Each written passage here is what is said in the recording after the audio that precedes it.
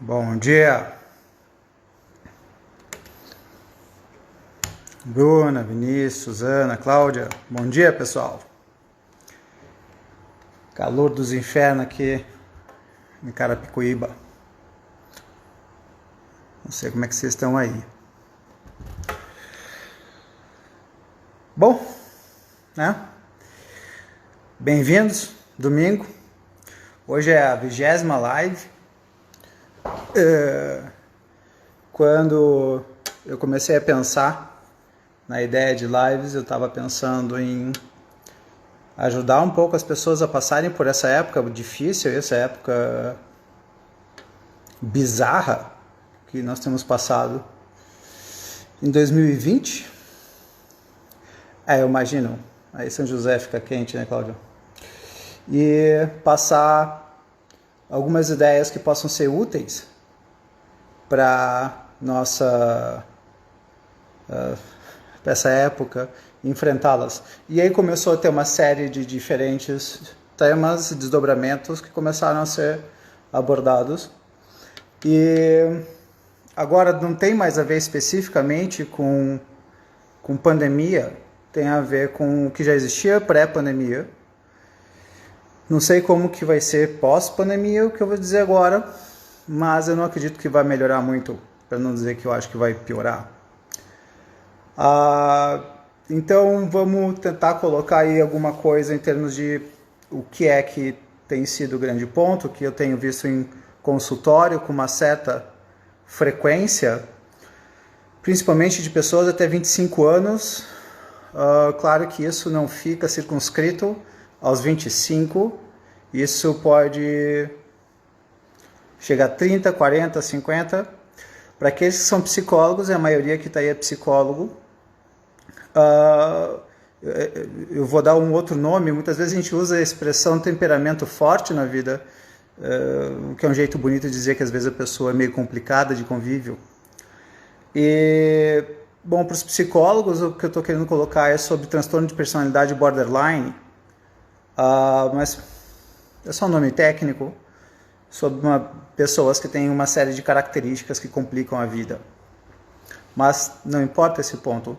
O que importa são as características que têm sido vistas com frequência em adolescentes e adultos jovens. E essas são as dificuldades que a gente vai estar conversando hoje. Tem aumentado, sem a menor dúvida, a falta de capacidade de lidar com frustração na vida. Tem sido difícil com relação à possibilidade de depressão, ansiedade, depressão em crianças de 8, 9, 10 anos de idade, quadros de ansiedade super jovem. Claro que em grande parte isso aí é um aspecto atual de um diagnóstico mais precoce do que acontece, mas não é só isso.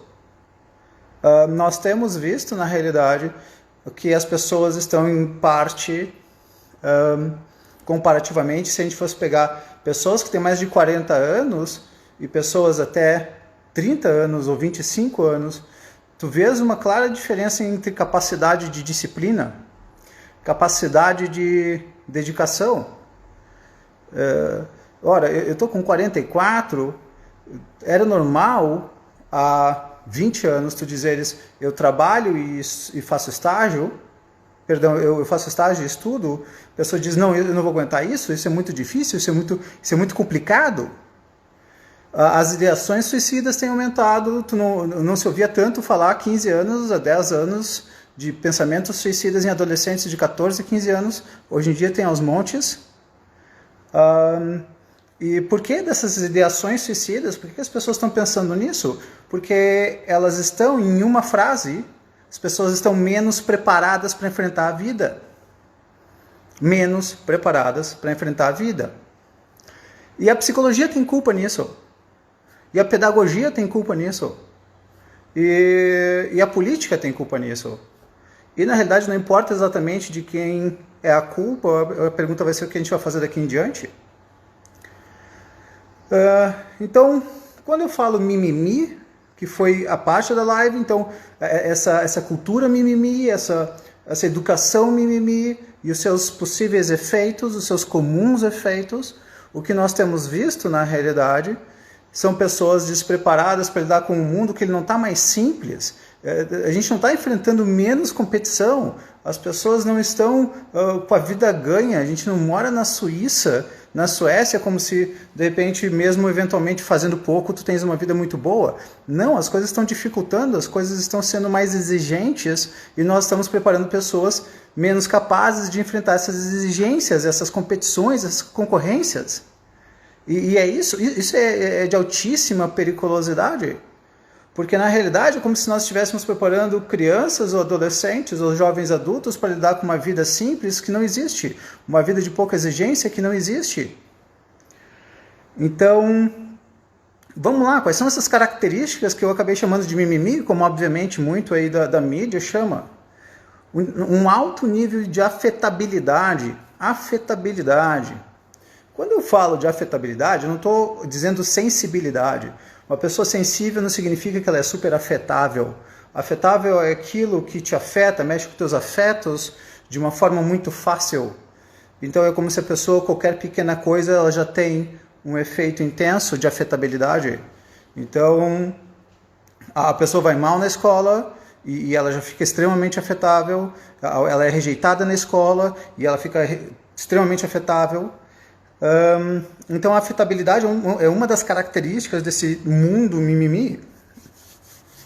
A outra, capacidade baixíssima de frustração. O que é frustração?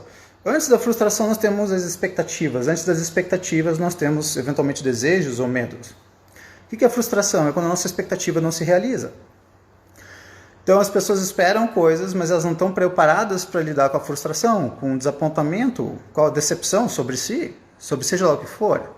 Então até agora a gente tem duas partes que vão fazendo a característica mimimi. Essa aqui é de uma altíssima periculosidade. Difícil dizer se é pior, talvez seja, talvez não seja. A irresponsabilização sobre a própria vida, a vitimização sobre a própria vida. Então o que acontece de ruim comigo não é responsabilidade minha. Ora, a palavra responsabilidade vem de responder. Responsabilidade é responder por aquilo que tu fizestes ou por aquilo que está sob teu controle.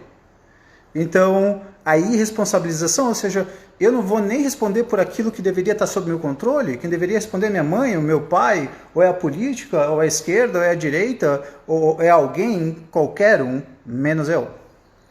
Então essa irresponsabilização ela é perigosíssima porque no final das contas, se não está dentro da minha responsabilidade, não está dentro do meu controle, então não posso fazer coisa alguma, a não ser me conformar e reclamar e me conformar. Bom, parte seguinte, que faz também, é uma outra característica, um ingrediente do combo mimimi. Falta de disciplina. A falta de disciplina, ela corre solta hoje em dia. O que é disciplina? Disciplina se remete a discípulo. Disciplina são esforços necessários para te conseguir fazer alguma coisa, para te conseguir atingir um objetivo, seja emagrecer, seja ser um profissional de mérito, seja fazer exercícios, qualquer coisa que se pensar em termos de atingir um objetivo, não fazer o que você gostaria de fazer, porque, de novo, o que é importante é ser feliz, e se esforçar vai contra a felicidade. Então, como felicidade vem em primeiro lugar, eventualmente o esforço nunca chega.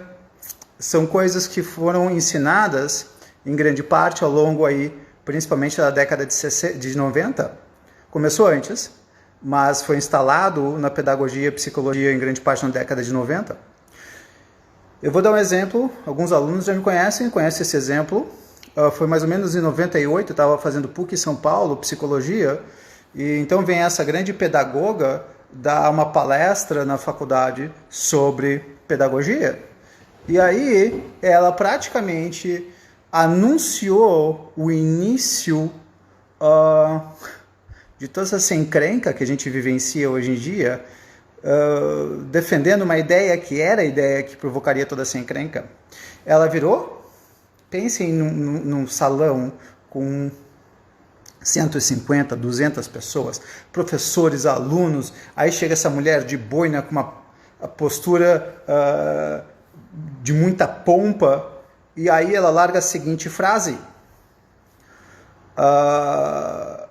as crianças sabem o que é melhor para elas.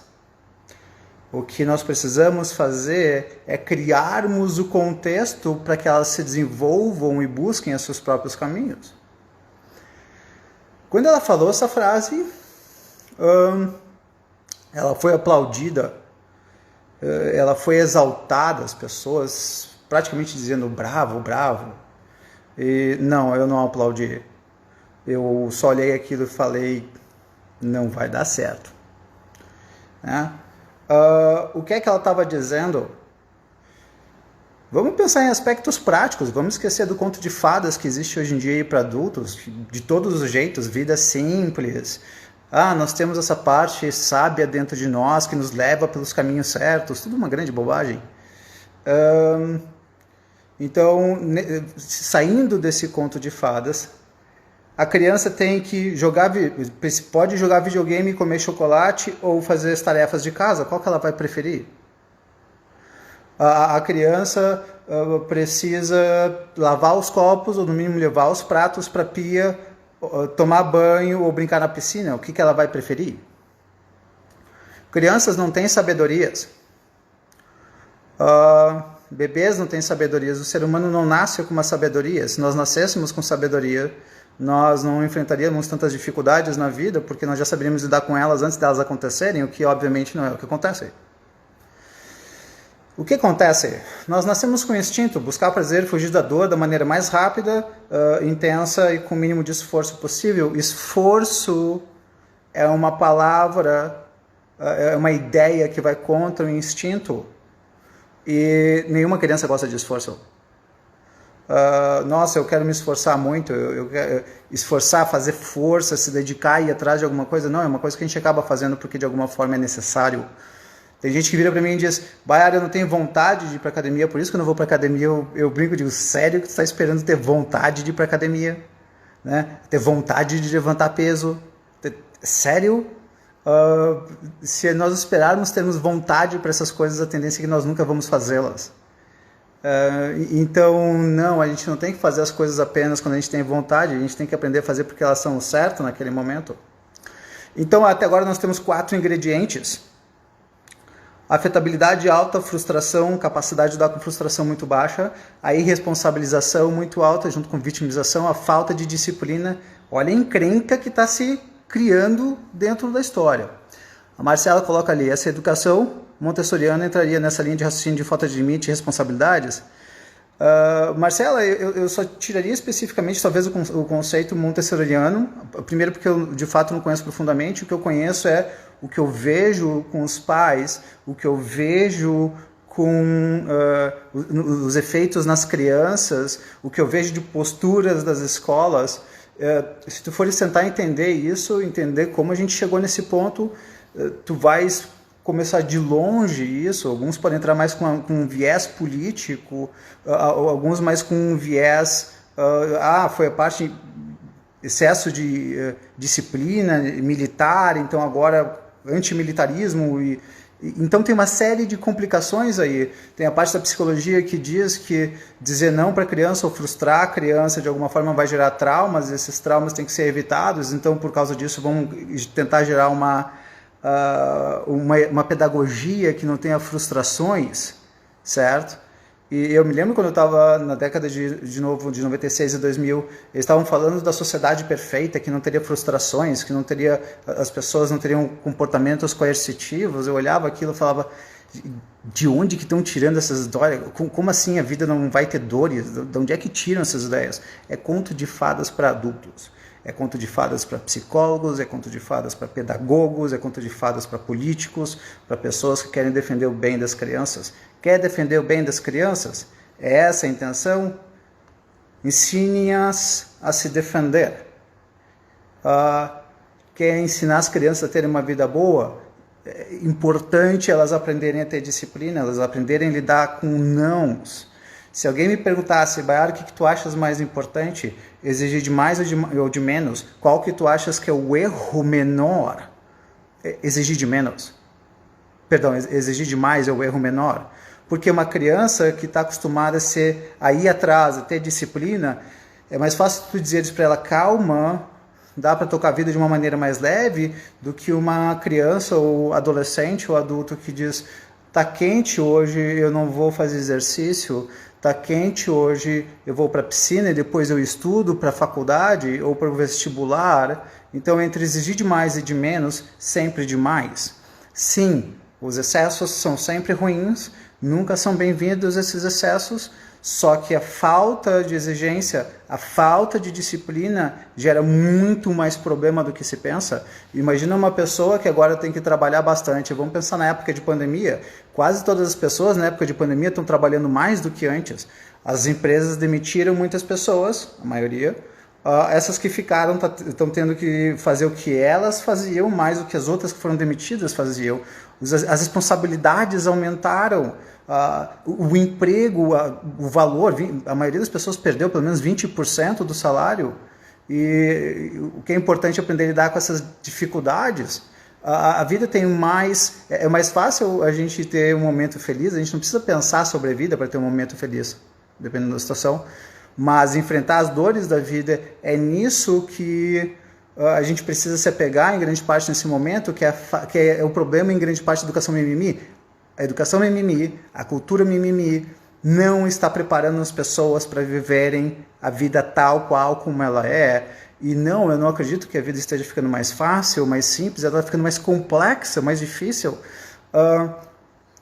Quem nasceu na década de 60, que hoje tem 60 anos exatamente, às vezes bastava uma faculdade, às vezes bastava ter se formado no 2º grau e tu já estavas mais ou menos com a vida garantida, certo? Com um determinado nível de trabalho, se cansando sem a menor dúvida, só que a vida era mais garantida, a vida era mais segura. Hoje tu tens que fazer faculdade, eventualmente 2 pós-graduações, inglês não é nem que é necessário, é fundamental. Então, enfim, tá? Então nós temos aí 4 pontos até agora, 4 grandes ingredientes da cultura e educação mimimi. Vamos para a quinta. Reclama muito e esforça-se pouco, reclama muito e faz pouco. Eu tenho visto isso, quer ver, eu não sei exatamente de onde que vieram essas ideias, mas óbvio que elas são péssimas, dos pais ajudarem as crianças a resolverem os problemas da escola em casa com relação ao estudo de matemática. Então, olha o que acontece. Isso eu tenho visto muito. A criança muitas vezes espera a mãe ou o pai chegar em casa para a mãe ou o pai ajudarem na tarefa da escola. Aí a criança não aprende a fazer a tarefa da escola sozinha. E aí ela começa a depender dos pais para conseguir fazer o que ela precisa fazer na escola. Isso é péssimo. Só que agora, tudo que acontecer nisso, vamos pensar os efeitos a médio e longo prazo. Se esse tipo de proposta é o que a criança está aprendendo quando criança, qual que vai ser o efeito disso na adolescência e quando adulto? O que vai acontecer quando ela não puder pedir ajuda?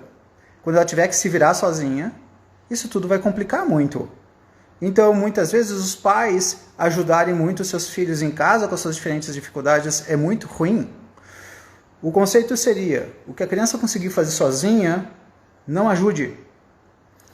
O que a criança não conseguir fazer sozinha, tenta ensiná-la, mas não tenta resolver para ela a história de entre dar o peixe e ensinar a pescar, o que é o melhor? Sempre ensinar a pescar. E a Karina coloca, se essa geração mimimi passar por uma situação como essa, que estamos passando lá nos 40 anos deles, o índice de suicídio e pirações vai ser muito maior. Sem a menor dúvida, eu acredito que sim. A capacidade de lidar com essas frustrações, de lidar com essas dificuldades, quem que viveu de uma maneira mais leve nos últimos 6 meses, nos últimos 7, 8 meses, tiveram pessoas que sim, tiveram uma vida mais fácil nos últimos 7, 8 meses, mas é uma porcentagem de quê? De 3%? São pessoas que literalmente viraram para mim e disseram, Bayar, para mim a pandemia pode continuar por toda a minha vida, porque não sair de casa para mim é ótimo, mas aí são pessoas que tinham problemas de lidar com outras pessoas, por excesso de timidez e variações, mas aí já é um outro ponto, mas sem a menor dúvida, o que a gente precisa ter é a capacidade de nos dedicarmos e termos disciplina, nos esforçarmos mesmo quando nós não queremos, porque a vida não fica perguntando, você está pronto para ter disciplina? Você quer ter disciplina? Ou você tem disciplina agora ou você está ferrado. É simples assim. Então, esse problema, esse conceito mimimi, ele é muito complicado. E mais 2 ingredientes, então nós começamos com, dentro da cultura mimimi, diferentes características, alto nível de afetabilidade, baixa capacidade de lidar com frustração, falta de disciplina, irresponsabilização ou vitimização, então tudo que acontece de ruim comigo não é culpa minha, reclama muito, faz pouco. Aí mais 2, defende o que pensa, mas nunca questiona a si. Isso não é exatamente da cultura mimimi, isso é do ser humano, desde o nascimento do ser humano, desde o início da humanidade. Quem é que está errado? Quem pensa diferente de mim? É simples assim, certo? Então, aquele cidadão acredita num Deus errado porque ele não acredita no meu Deus. Aquela pessoa torce para o time errado porque ela não torce para o meu time de futebol. Então, errado é quem é diferente de mim. Alto nível de periculosidade essa ideia. E aqui sim, uma próxima, e essa faz parte da cultura mimimi, que a gente pode brincar de autoestima feita de gelatina. O que seria uma autoestima feita de gelatina? A pessoa se sente bem, ela se sente capaz, mas a hora que ela vai começar a fazer, ela trava, porque no fundo ela não sabe fazer. Ela acredita no que ela seja capaz, mas no fundo ela não é, porque na realidade ela nunca nem tentou. Pessoal, eu não sou a favor de acreditar em si mesmo. A palavra acreditar em si mesmo, a expressão acreditar em si mesmo é uma péssima expressão. Péssima. Por que é uma péssima expressão acreditar em si mesmo? Alguém precisa acreditar que isso aqui existe? Está aqui, está na frente. A crença, o acreditar, só é necessário quando não existe comprovação. Se existir comprovação, não precisa mais ter crença. Quando eu falo acredite em si, eu estou dizendo que você não tem provas para perceber que você é capaz disso. Como assim, Bayar? Não entendi. Vamos lá. Acredite nas suas capacidades. Se eu disser isso para a pessoa, acredite nas suas capacidades, eu estou dizendo que ela não tem provas da capacidade delas? Não. A ideia não é acredite nas suas capacidades. A ideia é veja o que você já fez, dê uma olhada naquilo que você já se esforçou, no que você aprendeu, no que você foi capaz de fazer. Viu isso? Observou isso? Observou o que você foi capaz de fazer, então você não precisa acreditar em você. É só constatar, é só observar as suas reais capacidades. Então não acredite em si mesmo, eu não acredito em crença, eu não acredito em acreditar. Eu gosto da ideia de dizer, tente fazer de maneira bem feita por 6 meses ou um ano, e aí você vai descobrir o quanto que você é capaz de fazer aquilo ou não, se tem talento ou não. Mas não acreditar, a palavra acreditar eu acho muito complicada, muito perigosa. E existe ainda por cima mais um aspecto do conto de fadas atual, que é a coisa de que você é capaz de fazer o que você quiser, você é capaz de fazer ser qualquer pessoa que você quiser. É mesmo, tenta ser Beethoven. Tenta jogar futebol como Pelé. Quantas pessoas já tentaram? Alguém conseguiu. Tenta ter a capacidade e inteligência de Albert Einstein e ver o que acontece. Bom, então nós temos aí essa cultura mimimi com esses ingredientes, com essas características, certo? Bom, o que é que está dando de efeitos? Vamos pegar efeitos, tentar fazer colocar uma ideia meio massificada de criança, adolescente e adulto. Nas crianças, nós temos crianças muitas vezes que chamam de, aspas, eu me divirto com essa expressão, temperamento forte, engraçadinho. Temperamento forte muitas vezes é só uma expressão bonita para uma criança que muitas vezes quer as coisas do jeito dela, não sabe aceitar não, e às vezes é agressiva. E quando a criança é bonitinho, é engraçadinho, então esse é comum nas crianças. Na adolescência, quais são alguns efeitos comuns dessa pedagogia mimimi? Oscilações bruscas de humor. Oscilações bruscas de humor todos nós temos, mas boa parte delas, quando uma pessoa ela nunca muda de humor do nada, esse nada não existe. O que acontece muito é que nós temos, pensem em cada um de nós como tendo partes frágeis. Eu gosto muito da ideia. Outro dia eu estava passando a mão no meu cachorro e daqui a pouco ele meio que chorou e eu não tinha visto. E estava lá, ele estava com a unha quebrada e não estava aparente.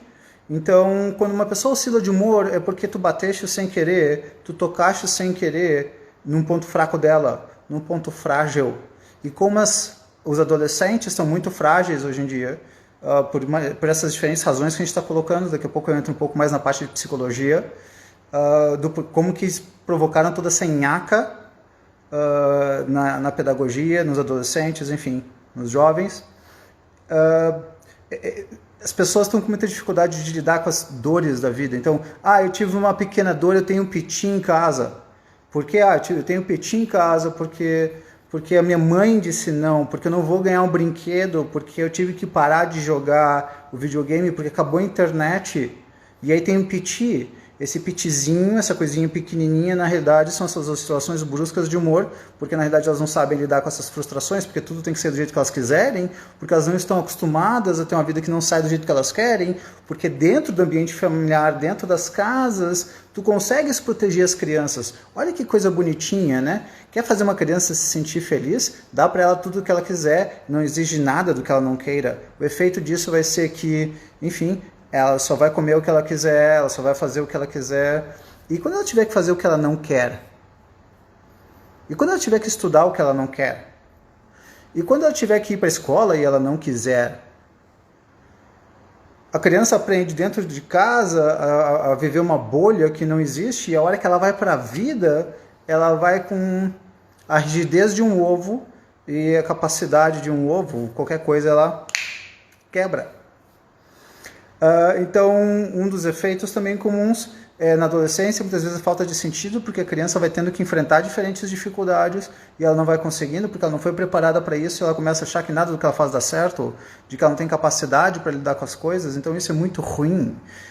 Começa a entrar muitas vezes a sensação de inferioridade, os outros conseguem, eu não consigo. Já começa a desenvolver um quadro de tristeza, um quadro de depressão, um quadro eventualmente de ansiedade. E a gente está falando de pessoas de 14, 15, 16, 17 anos de idade.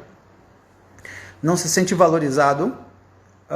Pessoal, o único lugar que a gente acaba sendo muito valorizado mesmo é em casa, com os avós, com os pais, quando existe essa valorização. Mas muitas vezes, o que nós temos na realidade é essa excessiva valorização e proteção dentro de casa, e quando a criança sai de casa, quando o adolescente sai de casa, quando o jovem vai enfrentar a vida, ele está completamente despreparado. E a Bruna coloca: utilidade da previdência, lei da necessidade, aprender a fazer o que não agrada hoje para prevenir algo pior depois. Rousseau, sem a menor dúvida, exatamente isso, Bruna. A ideia de ensinar as pessoas a buscarem o que elas querem e pagar os preços, os custos, as lágrimas, os esforços, é fundamental. Esse tipo de coisa não tem mudança. Nós temos que parar de esperar que um mundo seja simples ou pouco complexo. Quer ser feliz na vida, quer ter uma boa vida, você precisa muitas vezes antes conseguir aprender a lidar com as dores da vida, com as dificuldades da vida, porque ao aprender a lidar com as dores e dificuldades da vida, fica fácil aproveitar os momentos bons, só que os momentos bons muitas vezes só vão existir na medida em que nós conseguirmos passar pelos momentos difíceis. E quem não conseguir passar por esses momentos difíceis muitas vezes só vai piorando. Então a Karina tem a pedagogia, mas os pais ainda são os maiores responsáveis por tudo isso, talvez pelo nosso excesso de trabalho. Às vezes a gente cansa de ficar batendo na mesma tecla, sabe? Pois é, nós temos aí diferentes coisas, tá?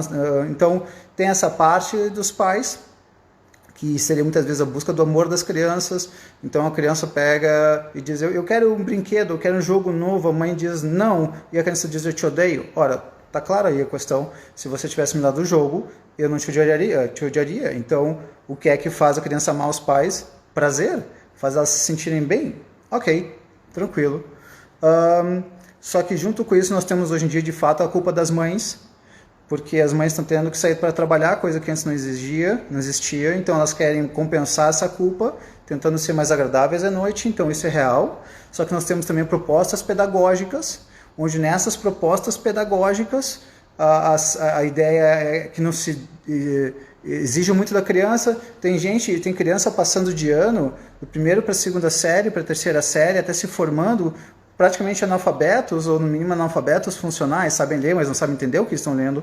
E como assim? Como é que eles estão passando de ano? Como é que eles estão chegando no final da escola, estando completamente despreparados? Ora, a própria escola propôs isso. Eu vou dar um exemplo aqui de uma situação específica que eu presenciei, de uma pessoa que estava fazendo faculdade, uma faculdade particular, e era o primeiro ano de faculdade, e ela era uma que teve essa educação. E quando ela foi ter que estudar muito, quando ela foi ter que enfrentar estudos que entravam na noite e que não dava para fazer festa, quando ela teve que fazer isso, ela não conseguiu acompanhar. Ela não conseguiu. Ela espanou. Ela começou a ter crises de ansiedade, se sentindo incompetente, se sentindo péssima pessoa. E o que aconteceu nesse momento? O que estava acontecendo nesse momento? Ora, ela não estava conseguindo acompanhar, ela não tinha sido preparada para lidar com as dificuldades da vida, ela não tinha sido preparada para lidar com as durezas da vida. E aí chegou no final do ano, ela tinha perdido provas, ela não tinha feito trabalhos, e estava claro que ela ia rodar de ano. E passaram ela de ano. Fizeram lá um tal de uma média global, eu sei lá o que fizeram, e deram uma gambiarra ali para ela continuar na faculdade. Eu não vou nem falar que faculdade que era, mas no mínimo digamos que era uma faculdade que trabalha com saúde. Então nós temos essa pessoa se formando nessa faculdade, trabalhando com saúde, em que ela não conseguiu nem acompanhar a faculdade, mas a faculdade passou a futura profissional, porque no fundo não queria perder o aluno, porque o aluno não tinha capacidade de se esforçar para passar naquilo que era necessário para atingir os próprios objetivos. Então, aí não tem nada a ver com os pais. Tem a ver mesmo com a faculdade, com a pedagogia, com a proposta atual, com a situação até econômica. Se eu perder esse aluno vai me dar um prejuízo, então para eu não perder o aluno eu passo ele, mas se eu passar ele não passou por mérito próprio. Então existe uma série de dificuldades nesse sentido que faz parte também da situação política. Afinal de contas, o que é mais fácil tu governares, sem entrar muito na parte política? Pessoas que dizem, eu aceito bolsa disso, disso, daquilo, e aí eu não preciso me esforçar muito. Claro que tem pessoas que precisam, e essas pessoas indiscutivelmente precisam receber. Não é esse o ponto. O ponto é que é mais fácil, muitas vezes, tu dizeres, fica em casa, eu te dou o que tu precisares, e não se preocupe com mais nada. E é isso que é vendido em grande parte, que é colocado, é mais fácil de influenciar assim as pessoas. Enfim, apenas uma ideia. Então esses são efeitos, sim, exatamente, está aí na política, essa parte não vale a pena entrar muito agora, mas é um problema nosso real, atual. Então a adolescência, oscilações bruscas de humor, falta de sentido, sensação de inferioridade, não se sente valorizado e dependência dos pais. Dependência dos pais é uma coisa que quer queira que não tenha crescido, os filhos, ou claro que não são todos, eu estou falando dessa cultura, dessa pedagogia mimimi, de que agora os meus pais vão me ajudar, mas peguem esse ponto específico. Quando os meus pais chegarem em casa, minha mãe ou meu pai, aí eu vou começar a fazer minha tarefa de casa. Então eu começo a depender dos meus pais para eu conseguir fazer as coisas. Só que multiplica isso para a adolescência, e agora com 20 anos de idade, 22 anos de idade, 25 anos de idade, só vai piorando. Tá? E isso vai piorar bastante. E é isso mesmo, assistencialismo, Tainá. Vamos lembrar que no nosso instinto, a ideia é buscar prazer, fugir da dor, com o mínimo de esforço possível. Então, na medida em que alguém se esforçar por mim, fizer por mim alguma coisa, muitas vezes eu vou deixar de fazer, mas ao deixar de fazer algo por mim, eu não vou descobrir as vezes que eu sou capaz disso. Como é que uma criança vai descobrir que ela é capaz de fazer uma tarefa sozinha se ela está sempre com a mãe ou com o pai para perguntar como se fosse o Google ou a professora o tempo inteiro? Eu vou contar de uma história, essa aqui a minha mãe me disse que ela fazia. E não, minha mãe não faz parte da educação mimimi, definitivamente não foi essa vida que eu tive nesse sentido. Então eu ia dormir, a minha mãe se recusava praticamente a me ajudar nas lições, claro que eu perguntava, mas depois de 2 ou 3 vezes a gente para de pedir. E aí ela entrava no meu quarto à noite, enquanto eu estava dormindo, isso só fiquei sabendo lá pelos meus 30, e ela via meus cadernos, e via onde é que eu estava errando, o que é que eu estava precisando melhorar, e aí, no dia seguinte a professora chegava para mim e disse: Baiar, você tem que fazer mais redação, Baiar, você tem que fazer mais isso ou aquilo. E eu chegava em casa reclamando para minha mãe, dizendo: ela pede para eu fazer, mas ela não pediu para mais ninguém fazer. E aí a minha mãe só respondia: cara de pau, vai ver porque ela está achando que você está precisando melhorar nisso ou naquilo, tá? Então não tinha essa ajuda, certo? A ideia é aprender a se esforçar, a ideia é aprender a fazer as coisas sozinho. Quanto mais a gente depender de alguém para fazer alguma coisa, mais dependente, obviamente, seremos. Adulto, que eu vou chamar de adulto, quem tem 18, 19 anos de idade, é difícil chamar de adulto, né? Dificuldade no vestibular, né? Sim, fora o dia que eu fui atropelado, e mesmo atropelado não tinha facilidades. Braço quebrado, fratura exposta, perna quebrada, fêmur, diferentes partes, enfim, 7 anos de idade. E aí o adulto vai entrar lá aos 18, 19 anos de idade, e agora ele tem que estudar muito para passar no vestibular. Mas ele não está acostumado a se esforçar. E agora? Ele tem que se dedicar muito, ele não vai poder jogar videogame para ele passar no vestibular de medicina, para ele passar num vestibular de mérito. Ele não vai conseguir, ele não vai ter condições, porque ele nunca fez isso. E aí o que vai acontecer com ele?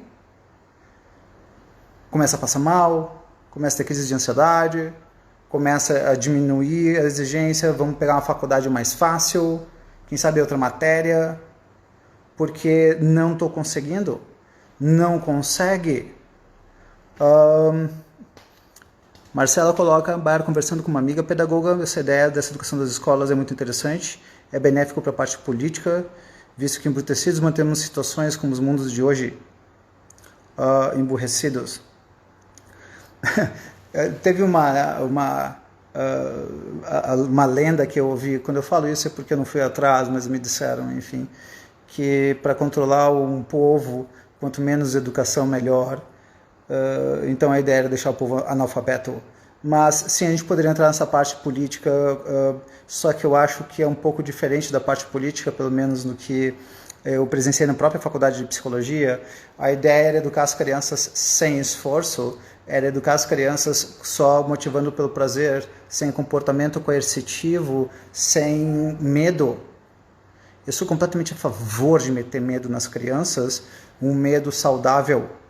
Se você não for bem na escola, você vai perder seu celular um dia. Se você não for... O bem, eu não estou dizendo em 9, 10 não, tá, pessoal? Eu estou dizendo cumprir apenas com faça a sua parte. Para mim, o celular da criança, o prazer da criança é, aspas, mais ou menos como o salário do adulto. Na medida em que você fizer a sua parte, você recebe coisas. Você não faz a sua parte, você diminui as coisas que você recebe. É simples assim. Então, eu vou ter medo de ser ineficiente, eu vou ter medo de ser, peço mil desculpas pela expressão, eu vou ter medo de ser vagabundo, porque se eu for vagabundo, se eu não me dedicar, se eu não estudar, eu vou me ferrar. É simples assim. Por que muitos adultos trabalham mesmo cansados? Porque eles sabem que se eles forem demitidos, não vai ter como pagar a escola do filho, não vai ter como resolver os problemas da casa, então tem que estudar, tem que se dedicar. Então, o medo é muito saudável. E quiseram tirar o medo por causa dos efeitos psicológicos nocivos, quiseram tirar o medo da educação e, portanto, portanto, as punições, e aí só deu porcaria, tá? A educação, no que se refere em termos técnicos, é simples. Fez a coisa certa, é recompensada, fez a coisa errada, é punição. Acabou. Claro, tudo de uma forma civilizada. A punição, para mim, pode ser simples. A criança gosta de jogar futebol. Olha, agora tu não vai jogar futebol hoje porque você xingou sua mãe, porque você não está fazendo escola, não está se dedicando, porque ao invés de estudar, você está jogando futebol, ao jogar futebol você não estuda e vai mal na matéria. Então, punições desse tipo, eu não estou falando de espancamentos. E a Bruna coloca, Bari, sobre os esforços em diferentes áreas. O indivíduo se esforça muito na profissão, mas não no relacionamento. O que difere isso? Belíssima pergunta, Bruna. Bruna, nós tentamos muitas vezes pensar nas pessoas de uma forma global e é o normal nosso, e eu já fiz bastante isso, hoje eu tento fazer cada vez menos isso. Tenta dividir a autoestima, as capacidades, as tecnologias das pessoas nas suas diferentes áreas. Então, o como que a pessoa é como profissional, o como que ela é como filha, como mulher, como marido, como amigo, como amiga, enfim, como alguém que cuida da sua saúde. E é quase como se a capacidade em uma dessas áreas não tem nada a ver com a capacidade em outra. Então, muitas vezes, tem pessoas que podem se dedicar muito à profissão delas. Médicos, advogados, psicólogos, engenheiros, eles se dedicam muito à profissão, mas quando chegam em casa, dane-se o resto. Porque relacionamento não tem nada a ver, certo? Então, isso também se aplica nesse sentido de que muitas vezes nós teríamos situações em que a pessoa sabe se dedicar em uma área, ela é muito desenvolvida naquela área, ela é muito capaz naquela área, saiu daquela área, ela é uma criança, tá? E eu não estou usando a expressão criança apenas porque é bonitinho, porque muitas vezes como uma criança ela vai se comportar como uma criança. Então, de repente, o cidadão que é um grande profissional, ele chega em casa e diz as coisas têm que ser do meu jeito, as pessoas têm que me servir, ou eu não vou me esforçar. E tanto é que uma das questões que eu coloco para muitos pacientes é: e se você se dedicasse na sua relação profissional, na sua relação social, como você se dedica na sua relação profissional, como é que seria? Se você se dedicasse aos seus amigos, como você se dedica para ganhar dinheiro, como é que seria a sua vida? Então, enfim, diferentes áreas, diferentes níveis de esforços, capacidades, maturidade. Então, eu iria por esse caminho, tá? Então, outra coisa muito importante, os adultos que têm essa educação, tiveram essa pedagogia, que têm essa cultura mimimi, se cansam muito facilmente, estuda 3 horas por dia, 2 horas por dia, 4 horas por dia, já não aguenta mais. Se trabalhar 8 horas por dia, eles não aguentam levantar no dia seguinte. Eu já vi gente que diz assim, faz faculdade das 7 da noite às 9h30, às 10, 3 horas de faculdade. E aí, junto dessas 2h30, que na realidade tira 15 minutos de intervalo, são 2h15, das 7 às 9h30, aí faz estágio das 9 às 5, chegam e dizem à noite, eu estou absolutamente exausto. Aí tu fala, mas desculpa, aconteceu alguma coisa? Como assim? Das 9 às 5 e depois das 7 às 9h30, se a gente colocar tudo isso no papel, você não estudou, trabalhou mais que 8 ou 9 horas, mas para uma pessoa que teve pedagogia mimimi, que teve a formação mimimi na adolescência, isso vai ser exaustivo, a vida vai ser exaustiva, qualquer coisa vai ser exaustivo. Eu não aguento caminhar 5 quilômetros no sol porque eu vou ficar cansado. Pessoal, se a gente fosse mudar esse conceito do que eu estou colocando mimimi, é parar de achar que a vida tem as simplicidades ou falta de esforço necessário. A gente precisa aprender a se esforçar. A minha formação, parte da minha formação, ela é lado do meu pai, lado da minha mãe, militar. E não, nunca fiz nada militar, mas eu sempre fui a favor de tem que aprender a se dedicar muito e reclamar pouco. Não reclamar muito e se dedicar não reclamar muito e se dedicar pouco. Se dedicar muito e reclamar pouco. O que a gente tem hoje é muita reclamação, muita vitimização, muita irresponsabilização e pouca dedicação. E isso eu acho de altíssima periculosidade. Então, Manuela, os lives estão te ajudando. Pô, que bom, Manuela, muito bom. Agradeço as palavras. E é isso, então, pessoal. A ideia é aprender a se dedicar, essa coisa de eu vou receber as coisas na mão, o mundo vai cuidar de mim, ou o governo vai cuidar de mim. Essas são péssimas ideias, certo? Aprenda a fazer por você as coisas que você espera dos outros. Aprenda. Quer dinheiro? Não espere alguém te dar, vai atrás. Quer entrar numa boa faculdade, não espera as coisas darem certo, vai estudar. E a próxima live, eu tenho pensado nisso, que seriam sobre os perigos da esperança, os desastres da esperança, as nocividades da esperança. Eu acho a esperança uma das piores ideias que existem, porque o conceito de esperança está implícito uma passividade, eu vou esperar as coisas acontecerem. E é horrível isso. A ideia é, tenta fazer a tua parte, der errado, quer insistir mais um pouco, insiste, não deu, cai fora, certo? Então, mas enfim, a gente pensa depois nessa parte de como as esperanças podem fazer mal para as pessoas. Muito mal. Em casamentos, em profissões e variações. Tá, pessoal? Então, como adulto, ainda entra coisas como, de novo, muita reclamação, muita vitimização, são defensores dos fracos e oprimidos, o que eu acho ótimo. Eu sou a favor de defender os fracos e oprimidos, mas não exaltá-los. Não é parabenizar, que bom que você é fraco e oprimido, vem cá, deixa eu te parabenizar. Não é, você é fraco, você é oprimido, vem cá que eu vou cuidar de você. É diferente cuidar a fraqueza, é diferente isso e exaltar a fraqueza. Eu não vou dizer como você é fraco, como isso é bonitinho. Não, como você é fraco, vem cá, de repente eu te ajudo a ser mais forte. Ou enquanto você não conseguir ser forte o suficiente, eu te ajudo. Mas não exaltar a fraqueza, não exaltar o fato de ser oprimido. Essas inversões levam as pessoas a serem vítimas. E quanto mais idade tiverem, mais difícil de mudar.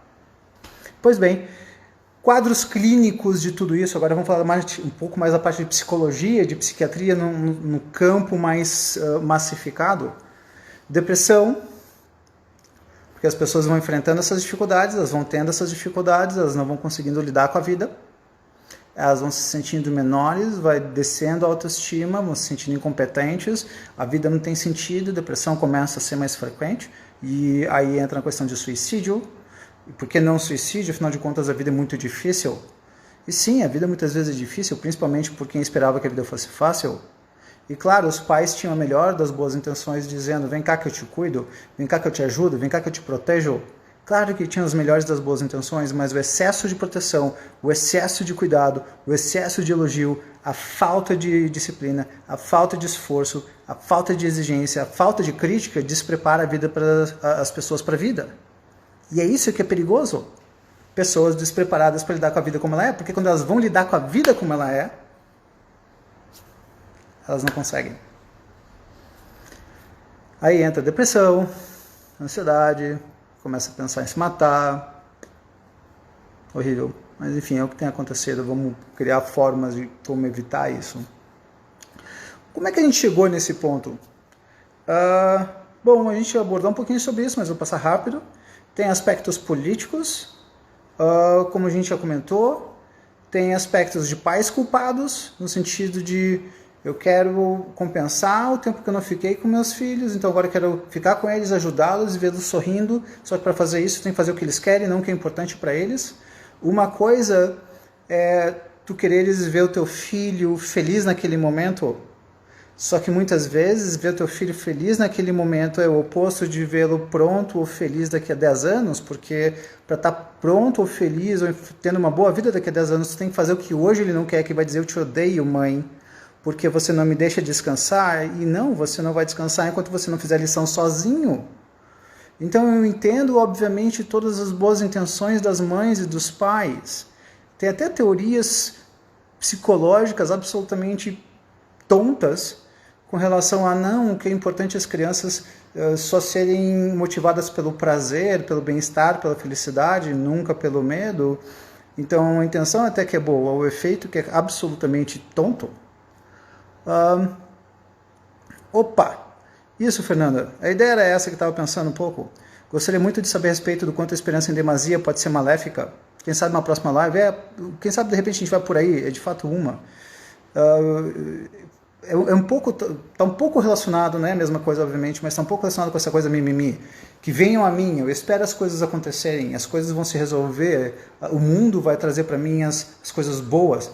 E isso é absolutamente Branca de Neve.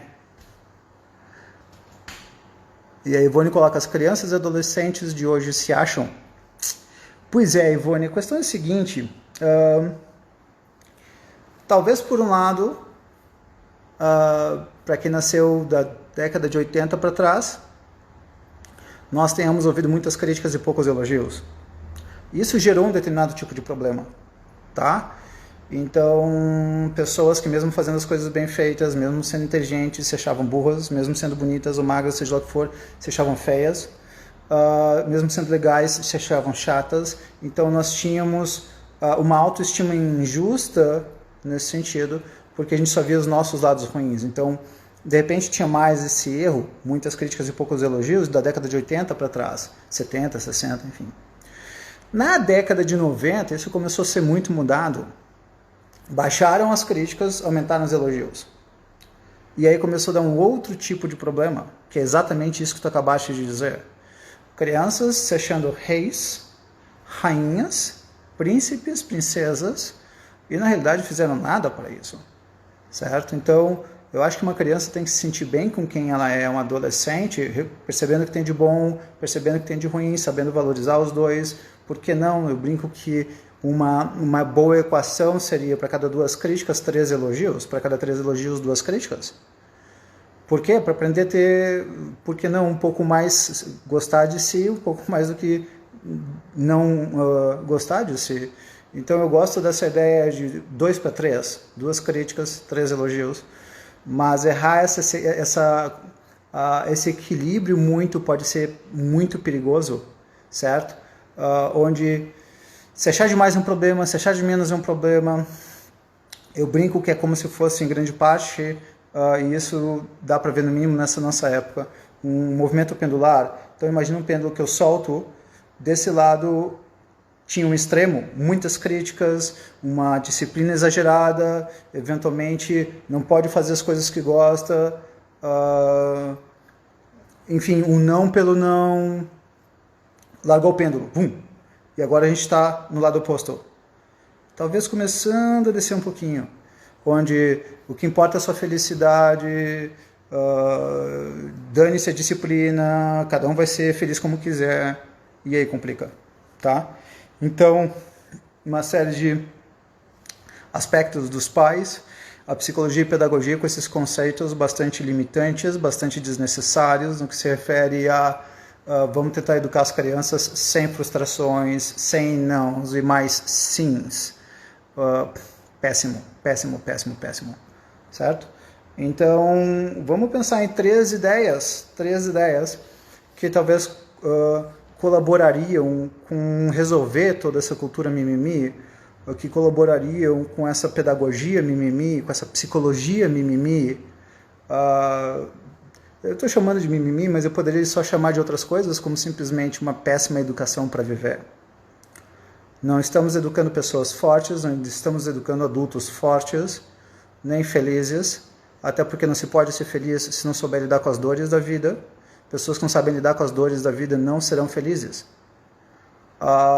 Eventualmente podem ser ansiosas. Eu já vi pessoas que ficam fugindo dos seus problemas e elas são aparentemente felizes, mas na realidade elas são ansiosas.